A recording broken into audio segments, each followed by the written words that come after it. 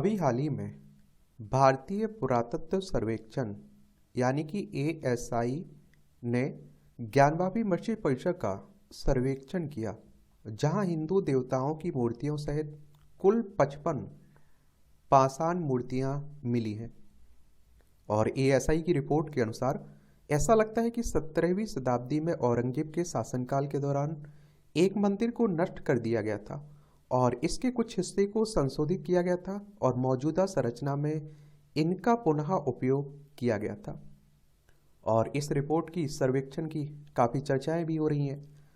तो आखिर ASI report की मुख्य विशेषताएं क्या है, उन्हें भी हम लोग देख लेंगे। और देखिए, हमेशा मैं कह रहा हूँ, इस तरह के टॉपिक से आपके एग्जाम में क्वेश्चंस पूछे जाते हैं। और वैसे भी मुझे लगता है कि इस तरह के टॉपिक पर एक सामान्य जानकारी आपके पास होना चाहिए। यही तो एक जागरूक इंसान की एक तरह से पहचान होती है। फिर हम लोग भारतीय पुरातत्व सर्वेक्षण के बारे में बात कर लेंगे, एएसआई होता क्या है उस पर भी बात कर लेंगे, और ज्ञानवापी परिसर में सर्वेक्षण में किस विधि का उपयोग किया गया था उसे भी देख लेंगे, और ज्ञानवापी मस्जिद विवाद क्या है आखिर पूरा, उस पर भी हम लोग बात करेंगे। और एक उपासना स्थल अधिनियम 1991 ये भी काफ़ी चर्चा में बना हुआ है, तो प्रावधान क्या है इसमें, उस पर भी हम लोग बात करेंगे। आपके कोई सवाल हो, मेरे लिए सुझाव हो, तो आप लोग जरूर बता सकते हैं। ज्ञानवापी आप लोगों को बनारस में देखने को मिलेगा, बनारस आपको उत्तर प्रदेश में देखने को मिलेगा, उत्तर प्रदेश की राजधानी आपको लखनऊ देखने को मिलेगी। इसकी अंतर्राष्ट्रीय सीमा आप देखेंगे नेपाल से लगती है। राज्यों में बिहार हो गया, झारखंड, छत्तीसगढ़, मध्य प्रदेश, राजस्थान, हरियाणा, हिमाचल प्रदेश, उत्तराखंड और दिल्ली से लगती है। 8 राज्यों से लगती है और एक केंद्र शासित प्रदेश दिल्ली से लगती है।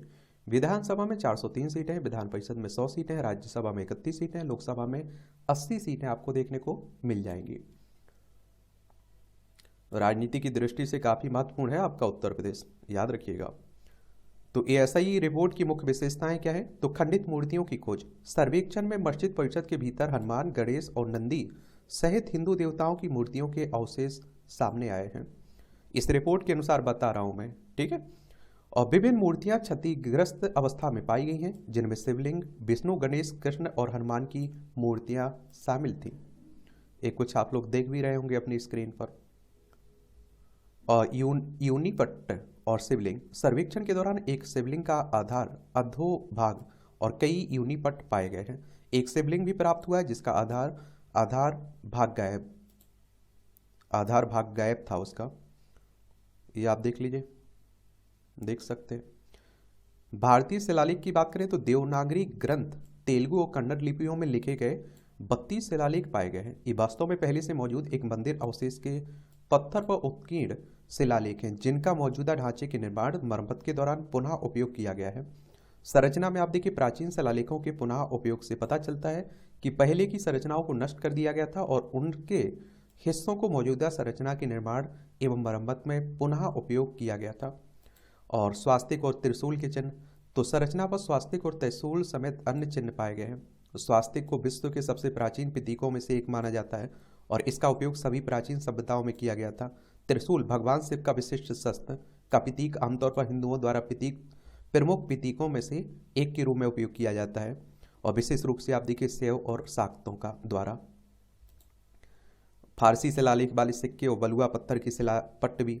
सर्वेक्षण के दौरान सिक्के, फारसी में उत्कीर्णित एक बलुआ पत्थर का स्लेब, शिलापट्ट और अन्य कलाकृतियां जैसी वस्तुएं भी मिली हैं। शिलापट्टों पर फारसी में लिखा शिलालेख पाए गए हैं, और जो 17वीं शताब्दी में मुगल सम्राट औरंगजेब के शासनकाल के दौरान मंदिर के विध्वंस का विवरण प्रदान करते हैं। देख लीजिए, भारतीय पुरातत्व सर्वेक्षण की अगर हम लोग बात करें एएसआई की, तो संस्कृति मंत्रालय के तहत एएसआई देश की सांस्कृतिक विरासत के पुरातात्विक अनुसंधान और सर्वेक्षण के लिए प्रमुख संगठन है। यह प्राचीन स्मारक तथा पुरातत्व स्थल और अवशेष अधिनियम 1958 के तहत देश के भीतर सभी पुरातात्विक उपक्रमों की देखरेख करता है। और यह आप देखिए 3650 से अधिक प्राचीन स्मारकों, पुरातात्विक स्थलों और राष्ट्रीय महत्व के अवशेषों का प्रबंधन करता है। और इसकी गतिविधियों में पुरातात्विक अवशेषों का सर्वेक्षण करना, पुरातात्विक स्थलों की खोज कर और उत्खनन, संरक्षित स्मारकों का संरक्षण तथा रखरखाव आदि शामिल है। इसकी स्थापना 1861 में एएसआई के पहले महानिदेशक अलेक्जेंडर कनिंघम द्वारा की गई थी। अलेक्जेंडर कनिंघम को भारतीय पुरातत्व का जनक भी कहा जाता है। अब देखिए, ये भी वनडे एग्जाम में क्वेश्चन पूछ लेते हैं कई बार। ज्ञानवापी मस्जिद में सर्वेक्षण की किस विधि का उपयोग किया गया था? तो भारतीय पुरातत्व सर्वेक्षण को उत्तर प्रदेश के वाराणसी में ज्ञानवापी मस्जिद का एक विस्तृत गैर आक्रामक सर्वेक्षण करने का निर्देश दिया, ताकि यह निर्धारित किया जा सके कि मस्जिद का निर्माण पहले से मौजूद मंदिर की संरचना के ऊपर किया गया था अथवा नहीं। भारत में ऐसे कई स्थल हैं जहां खुदाई की अनुमति नहीं है। ऐसे में निर्मित संरचनाओं के आंतरिक भाग की जांच हेतु प्रयोग में लाई जाने वाली विधि और गैर आक्रामक विधि कहलाती है। और विधियों के प्रकार की बात करें तो एक तो सक्रिय विधि, मैग्नेटिक की सहायता से विद्युत धाराओं को प्रभावित कर निर्दिष्ट स्थान के घनत्व, विद्युत प्रतिरोध, तरंग वेग जैसे भौतिक गुणों का अनुमान लगाया जा सकता है। भूकंपीय तकनीक, उपसतही संरचनाओं का अध्ययन करने के लिए शॉक वेव्स का उपयोग करते हैं। विद्युत चुंबकीय विधियां, इलेक्ट्रोमैग्नेटिक से प्राप्त विद्युत चुंबकीय प्रतिक्रियाओं की माप की बात होती है। और निष्क्रिय तरीके देखें तो मौजूदा भौतिक गुणों की जांच करने में सहायक है। मैग्नेटोमेट्री, यह नीचे दबी हुई संरचनाओं के कारण उत्पन्न होने वाली चुंबकीय विसंगतियों का पता लगाने में मदद करती है। गुरुत्वाकर्षण सर्वेक्षण, यह विधि उपसतही विशेषताओं के कारण उत्पन्न होने वाले गुरुत्वाकर्षण बल भिन्नताओं को मापने में सहायता करती है। एक आप देखिए ग्राउंड पेनिट्रेटिंग रडार, जीपीआर, जमीन के नीचे पड़े या दबे पुरातात्विक विशेषताओं का 3D मॉडल बनाने के लिए पुरातात्विक विभाग द्वारा जीपीआर तकनीक का उपयोग किया जाएगा।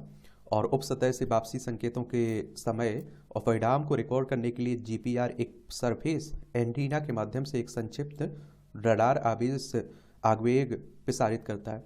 और रडार किरणें एक शंकु की आकार में फैलती हैं और जिसमें बनने वाले प्रतिबिंब प्रत्यक्ष तौर पर भौतिक आयामों के अनुरूप नहीं होते हैं। कार्बन डेटिंग, तो आप देखिए कार्बन 14 के रेडियोधर्मी क्षय के आधार पर कार्बनिक पदार्थों की आयु का पता करने के लिए व्यापक रूप से उपयोग की जाने वाली यह विधि है। अब बात आती है ज्ञानवापी मस्जिद विवाद की। तो मंदिर का विध्वंस, यह प्रचलित मान्यता है कि ज्ञानवापी मस्जिद का निर्माण 1669 कब 1669 में मुगल शासक औरंगजेब ने प्राचीन विश्वेश्वर मंदिर को तोड़कर करवाया गया था। शिव भगवान के मंदिर को साकी मुस्तैद खान की मासिर ए आलमगिरी एक फारसी भाषा का इतिहास है और 1707 में औरंगजेब की मृत्यु के तुरंत बाद लिखा गया था। में यह भी उल्लेख किया गया है कि औरंगजेब ने वर्ष 1669 में गवर्नर अबुल हसन को आदेश देकर मंदिर को ध्वस्त कर दिया था। और एएसआई की रिपोर्ट में कहा गया कि मस्जिद के एक कमरे के अंदर पाए गए अरबी फारसी शिलालेख में उल्लेख है कि मस्जिद का निर्माण औरंगजेब के 20वें शाही बरस यानी कि 1676 से 77 ईस्वी में किया गया था। और इतिहासकार ऑड्रे ट्रोस्की ने लिखा है कि औरंगजेब ने 1669 में बनारस के विश्वनाथ मंदिर विश्वेश्वर का बड़ा हिस्सा ढहा दिया था। यह मंदिर अकबर के शासनकाल के दौरान राजा मानसिंह द्वारा बनवाया गया था, जिसके परपोते जय सिंह ने वर्ष 1666 में शिवाजी को मुगल दरबार से भागने में मदद की थी। विधिक लड़ाई की बात करें तो ज्ञानवापी मस्जिद का मामला 1991 से न्यायालय के अधीन है, जब काशी विश्वनाथ मंदिर के पुजारियों के वंशज सहित 3 लोगों ने बनारसी के सिविल न्यायाधीश के न्यायालय में मुकदमा दायर किया था। और यह दावा किया गया था कि औरंगजेब ने भगवान विश्वेश्वर के मंदिर को ध्वस्त कर दिया था और उस पर आप देखिए एक मस्जिद का निर्माण किया और इसलिए यह भूमि उन्हें वापस दी जानी चाहिए। और 18 अगस्त 2021 को वाराणसी के समृद्ध न्यायालय में 5 महिलाओं ने याचिका दायर कर माता सिंगार गौरी के मंदिर में उपासना करने की मांग की थी, जिसे स्वीकार करते हुए न्यायालय ने माता सिंगार गौरी मंदिर की वर्तमान स्थिति जानने के लिए एक आयोग का गठन किया था। और बनारसी कोर्ट ने आयोग से माता सिंगार गौरी की मूर्ति तथा ज्ञानवापी परिसर की वीडियोग्राफी कर सर्वे रिपोर्ट देने को कहा था। और हिंदू पक्ष ने साक्ष्य के तौर पर आप देखिए ज्ञानवापी परिसर का विस्तृत नक्शा न्यायालय के समक्ष पेश किया। यह नक्शा आप देखिए मस्जिद के प्रवेश द्वार के समीप स्थित हिंदू देवता मंदिरों के साथ साथ विश्वेश्वर मंदिर, ज्ञानकूप, मुक्ति मंडप, प्रमुख नंदी प्रतिमा अथवा व्यास परिवार के तहखाने जैसे स्थलों की पुष्टि करता है। और मुस्लिम पक्ष ने दलील दी कि उपासना स्थल अधिनियम 1991 के तहत इस विवाद पर कोई निर्णय नहीं दिया जा सकता है। उपासना स्थल विशेष उपबंध अधिनियम 1991 की धारा 3 के तहत किसी उपासना स्थल को एक अलग धार्मिक संप्रदाय अथवा एक ही धार्मिक संप्रदाय के एक पृथक वर्ग के उपासना स्थल में परिवर्तित करना निषिद्ध है। और वर्तमान में ज्ञानवापी मामला न्यायपालिका के समक्ष आप देखिए लंबित भी है। अब आप लोग कहोगे कि उपासना स्थल अधिनियम क्या है, तो 1991 के प्रावधान क्या है, तो धर्मांतरण पर रोक धारा 3। यह धारा किसी भी उपासना स्थल के परिवर्तन पर रोक लगाने का प्रावधान करती है। अर्थात कोई भी व्यक्ति किसी भी धार्मिक संप्रदाय या उसके किसी वर्ग के उपासना स्थल को उसी धार्मिक संप्रदाय के किसी वर्ग अथवा किसी भिन्न धार्मिक संप्रदाय या उसके किसी वर्ग के उपासना स्थल में परिवर्तित नहीं करेगा। यानी कि कहने का मतलब है कि कोई भी धार्मिक स्थल है वो किसी भी रूप में परिवर्तित नहीं किया जाएगा। अगर मंदिर है तो वो मंदिर रहेगा, अगर कोई मस्जिद है तो वो मस्जिद रहेगी। ठीक है। धार्मिक प्रकृति का रखरखाव धारा 4(1) ये आप देखिए, यह घोषणा करता है कि 15 अगस्त 1947 तक अस्तित्व में आए उपासना स्थलों की धार्मिक प्रवृत्ति पूर्ववत बनी रहेगी। लंबित मामला का निवारण धारा 4(2) इसमें कहा गया कि 15 अगस्त 1947 को मौजूद किसी भी उपासना स्थल की धार्मिक प्रवृत्ति के परिवर्तन के संबंध में किसी भी न्यायालय के समक्ष लंबित कोई भी मुकदमा या कानूनी कार्रवाई समाप्त हो जाएगी और कोई नया मुकदमा या कानून कार्रवाई नहीं की जाएगी। अधिनियम की अपवाद धारा 5 में यह अधिनियम प्राचीन और ऐतिहासिक स्मारकों, पुरातात्विक स्थलों तथा प्राचीन स्मारक एवं पुरातत्व स्थल अवशेष अधिनियम 1958 के अंतर्गत आने वाले अवशेषों पर लागू नहीं होता है। वे मामले भी इसमें शामिल हैं जो पहले से ही लागू हो चुके हैं या सुलझे हुए हैं और इस तरह के विवादों में सिद्धांत लागू होने से पहले तय किए गए रूपांतरण शामिल हैं। और इस अधिनियम के दायरे के अंतर्गत परिसर अयोध्या में राम जन्मभूमि, बाबरी मस्जिद के नाम से पहचाने जाने वाले विशिष्ट उपासना स्थल तक विस्तारित नहीं है और इसमें स्थल से जुड़ी कानूनी कार्रवाई भी शामिल है। दंड की बात करें धारा 6, यह धारा अधिनियम का उल्लंघन करने पर अधिकतम 3 वर्ष की कैद और जुर्माने सहित दंड निर्दिष्ट करता है। सीधी सी बात करें ना प्लेसेस ऑफ वर्शिप एक्ट धार्मिक स्थल कानून की, तो इसमें कहा गया कि 15 अगस्त 1947 के पहले जो कुछ भी हुआ हो, चाहे वो मंदिर तोड़े गए हो, मस्जिदें तोड़ी गई हो, सभी को भूल जाना पड़ेगा। लेकिन 15 अगस्त 1947 की तारीख तय की गई जब हम लोग आज़ाद हुए, इस दिन जिस रूप में है आगे भी उसी रूप में रहेगा। राम मंदिर और बाबरी मस्जिद के मामले को इससे अलग रखा गया था। ठीक है, तो उसी की बात हो रही है।